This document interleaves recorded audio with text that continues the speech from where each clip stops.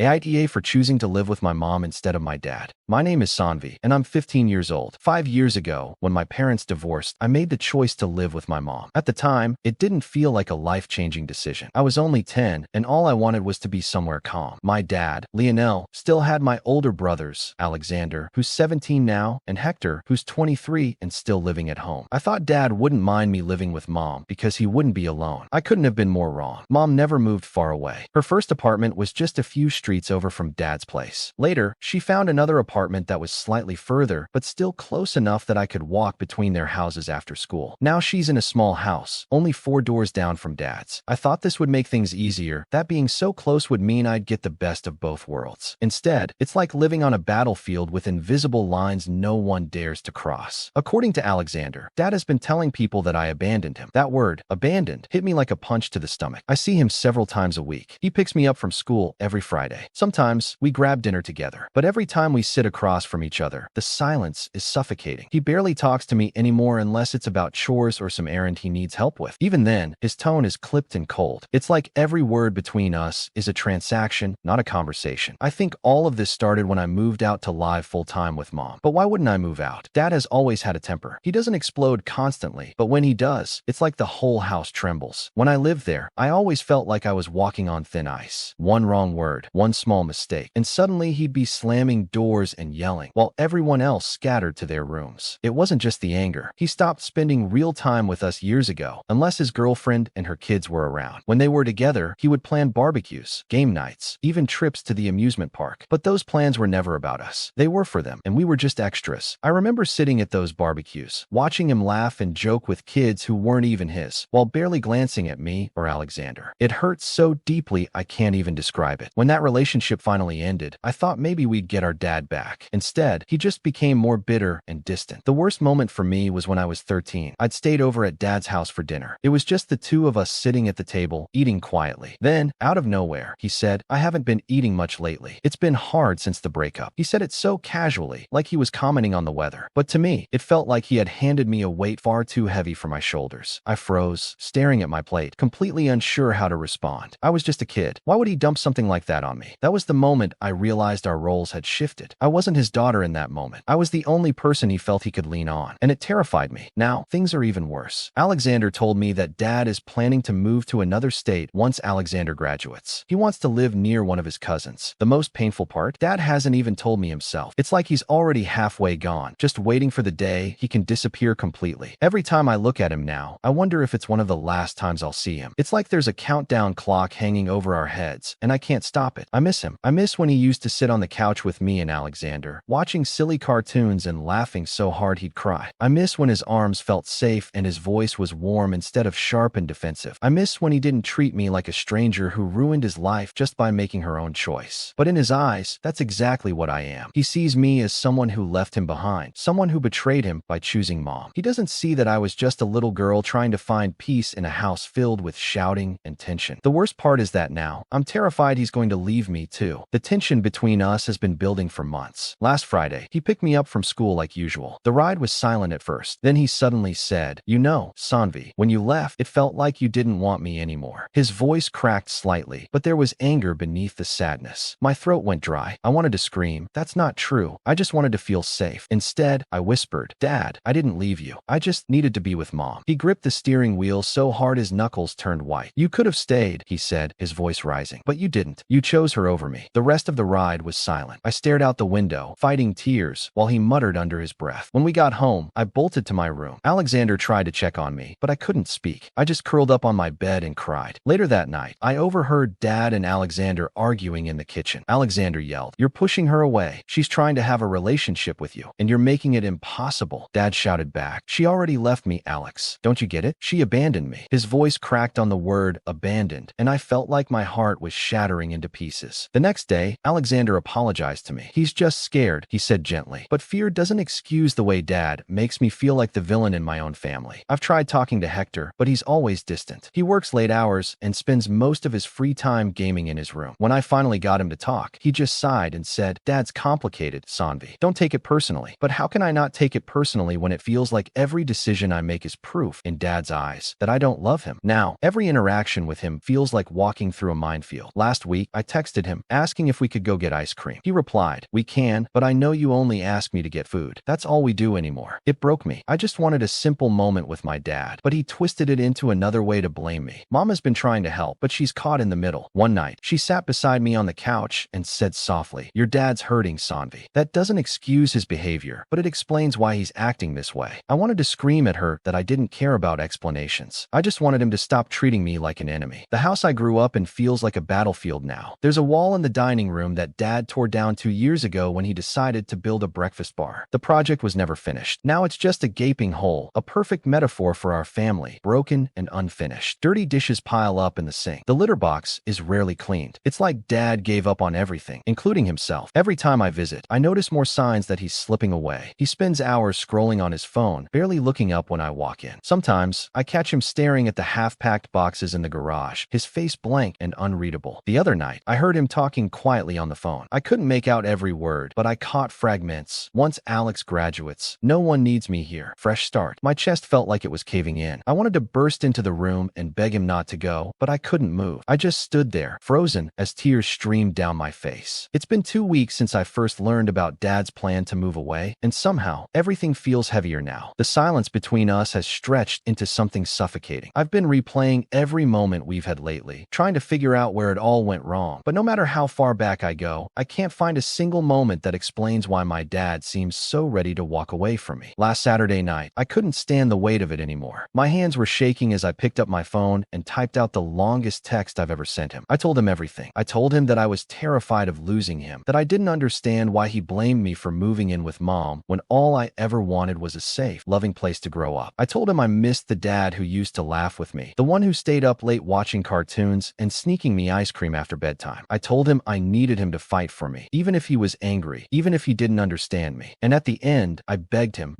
to just talk to me, face to face. When I hit send, my chest felt tight, like my heart was physically breaking open. I stared at my phone for hours, waiting for the little typing bubble to pop up. It never did. That night, I cried myself to sleep, clutching my phone like a lifeline. The next morning, when I woke up, there was finally a message. Just one. "Sanvi, we'll talk later. I'm busy right now." That was it. I read it over and over, my eyes burning. Later felt like a lifetime away, but later never came. By Monday, the tension in the house was unbearable. Alexander came into my room, looking uneasy. "You should know," he said, shifting on his feet. "Dad's been packing up some boxes in the garage." My stomach dropped. Packing? Like to move? He wouldn't meet my eyes. "I think so. I don't think he's planning on telling you until the very last minute." Something in me snapped. I marched across the street to Dad's house, my heart pounding. When I walked into the garage, he was standing there surrounded by boxes. Some were labeled kitchen, books, tools, while others were just half-filled, messy piles of clothes and old photo albums. "Dad," I said sharply, "what is this?" He turned to me, startled, and his face looked older somehow. There were deep shadows under his eyes, and his shoulders slumped like he hadn't slept in days. "It's nothing for you to worry about," he said flatly, avoiding my gaze. "I'm just getting things organized." His voice cracked on the last word, and I knew he was lying. "Don't do that," I shouted. "Don't lie to me. You're leaving, aren't you?" His jaw tightened. "Sanvi, please. Not now." "When then?" My voice was trembling. "When you're gone and I have to find out from Alexander again. Why can't you just tell me the truth for once?" He looked at me then, really looked at me, and for a moment, I saw something flicker in his eyes. Guilt, maybe, or fear. But just as quickly, he turned away, muttering, "You wouldn't understand." Tears burned my eyes. "You don't even give me a chance to understand." I yelled before storming out of the garage and slamming the door behind me. That night, Mom came into my room holding her phone. Her face was pale and sad. "Sanvi," she said gently, "there's something you need to see." She handed me her phone, and on the screen was a Facebook message from Dad. He hadn't messaged me. He had messaged her. In the message, he explained that once Alexander graduated, he planned to move out of state. He said he felt like no one needed him anymore, and he didn't want to hold anyone back. He called it a fresh start. Reading those words felt like being punched in the stomach. Tears blurred my vision as I shoved the phone back at Mom. "Why can he tell you this, but not me?" I shouted. Mom reached for me, but I backed away. "Don't touch me. I don't want comfort right now. I just want my dad to talk to me." I ran to my room and slammed the door. My hands were shaking so hard I could barely type as I sent him another message. "If you move away without even talking to me, I will never forgive you." No response. Not that night. Not the next day. 2 days later, something unexpected happened. Hector called me. Hector never calls me. He barely talks to anyone. My heart raced as I answered. "Hector, what's going on?" His voice was low and tired. "Sanvi, I've been staying up late these past few nights, and I keep hearing Dad pacing the living room. He just walks back back and forth, talking to himself. Last night, he told me he feels like a failure. I swallowed hard. What do you mean? Hector sighed. He blames himself for everything. The divorce, his breakup with that girlfriend, the way things turned out with you and Alex. He said he thinks you're happier without him. That's why he wants to leave. My heart shattered. That's not true. I cried. Hector's voice cracked. I know, but he believes it. I collapsed onto my bed, sobbing so hard I couldn't breathe. I wanted to scream at Dad that he was wrong, that I needed him. Yesterday, something changed. Dad showed up at Mom's house out of nowhere. When I opened the door, he was standing there on the porch, his hands trembling. His face looked like he'd aged 10 years in just a week. Sanvi, he said softly, his voice breaking, I read your messages. I don't want to hurt you, but I don't know how to fix this. The sight of him crying was like a punch to the chest. I'd never seen my dad cry before. For the first time in months, we talked, really talked. I told him how scared I was, how every day felt like I was losing him a little more. I told him I didn't care where he lived or what mistakes he'd made. I just want my dad back, I whispered through tears. He started crying harder, his shoulders shaking. I feel like I ruined everything, he said. I thought you'd be better off without me. No, I grabbed his hands. I don't want better off. I just want you. We sat there on the porch for nearly an hour, both of us crying, both of us broken but clinging to each other like lifelines. Finally, he promised me something. He said he wouldn't leave right away. We made a pact to meet for lunch every Saturday, no matter what, just the two of us. He said when he's ready to move, he'll tell me directly. No more messages through Mom or Alexander. It's not perfect. It still hurts knowing he's even considering leaving. But for the first time in a long time, I feel a tiny flicker of hope. Today, as I write this, I'm still scared. I don't know if this fragile peace will last. I don't know if he'll keep his promises. You are not the Aita because you were a child making a survival choice, not a calculated rejection. At 10 years old, you simply wanted a quiet home without slammed doors or the constant dread of temper. Choosing your mother wasn't betrayal, it was an instinct to preserve stability. Your repeated attempts to see your father, to text him, to grab small moments like ice cream, prove that your heart still longs for connection. That persistence demonstrates love, not neglect. Your father's narrative of abandonment misrepresents your intentions and unfairly casts you as antagonist when, in truth, you have been reaching toward him even while he retreats. At the same time, you are the Aita, not in the sense of cruelty, but because your words occasionally become weapons forged from pain. Telling him you will never forgive him if he moves might have expressed genuine fear, yet it burdened him with an ultimatum rather than an invitation. That sharpness, though understandable, can deepen his belief that he is irredeemable. My personal insight: fractured parents often cling to distorted stories because admitting their own failures feels unbearable. Your father frames your departure as abandonment because accepting that his temper and neglect pushed you away would force him to confront guilt he is not ready to hold. This distorted lens does not define you, it reflects his struggle. My suggestion: continue creating safe spaces for dialogue without anchoring them in threats. Propose small rituals like Saturday lunches, not as negotiations but as gifts of presence. Write him letters that affirm his importance without demanding immediate repair. Sometimes consistency, not confrontation, is the solvent for resentment. My additional perspective: grief over losing the father you once knew is valid. Allow yourself to mourn the man who laughed at cartoons and offered safety, even if the current version of him cannot match that memory. Mourning isn't disloyalty, it's acknowledgement that love can coexist with disappointment. My humor: because even sorrow carries absurdity. Your father's unfinished breakfast bar is practically begging to be renamed the divorce memorial, a household monument to stalled plans. Every time you pass that gaping hole, remember that sometimes adults abandon projects not because they lack wood or nails, but because they lack courage. Strangely enough, even that hole teaches you something: families don't collapse from missing beams, they collapse from silence left unspoken. So my conclusion: you are not the Aita for seeking peace, and you are the Aita for letting your own pain fire bullets into an already fragile heart. Both truths live side by side. You are a daughter trying to rebuild a bridge while carrying the rubble of old foundations. And sometimes, being both the builder and the breaker is simply the price of growing up in a house split down the middle. Before we jump into the next story, don't forget to like and subscribe, and let us know your favorite part in the comments. Whipped for dropping a class after my professor publicly snapped at me? My name is Eliza. I'm 20 years old, and this is my second year of college. I attend part-time while working nearly full-time at a local bakery. My schedule is already overwhelming, but I've been determined to stay on track with school, even if it means sacrificing sleep and most of my weekends. This semester, I enrolled in a statistics class. Math has never been my strongest subject, but I wanted to push myself. The class was taught by Professor Rudy. I'd taken a different course with him during my first semester, and back then, he seemed patient and supportive. He would walk around the class classroom, check in with students individually, and even hold extra review sessions before exams. But this semester, he's different. From the very first day, he seemed tense and distracted, like he was carrying the weight of the world on his shoulders. His usual calm energy was gone, replaced by something sharp and unpredictable. At first, I thought maybe I was imagining it, but then 3 new students joined the class. They were high school seniors taking the course for college credit. They didn't seem to take the class seriously at all. They laughed during lectures, whispered loudly, and rolled their eyes whenever anyone asked a question. Professor Rudy tried to be patient. He separated them, asked them nicely to focus, even had private conversations with them. Nothing worked. As the weeks went by, I noticed his patience unravel. He began raising his voice, not just at them, but at anyone who made a mistake or didn't immediately understand the material. The whole class started walking on eggshells. Last week, we had our first major exam. Even though I work 5 days a week, I did everything I could to prepare. I went to tutoring sessions, studied during my lunch breaks, and even watched online videos explaining the concepts. When the tests were handed back on Tuesday, my hands were shaking. I had never studied this hard for anything before, but when I saw my score, my heart sank. It wasn't just low, it was devastating. I had failed miserably. I sat frozen in my chair, staring at the paper, fighting back tears. Once class ended, I gathered my courage and approached Professor Rudy. "Professor," I said softly, "could we go over my test together?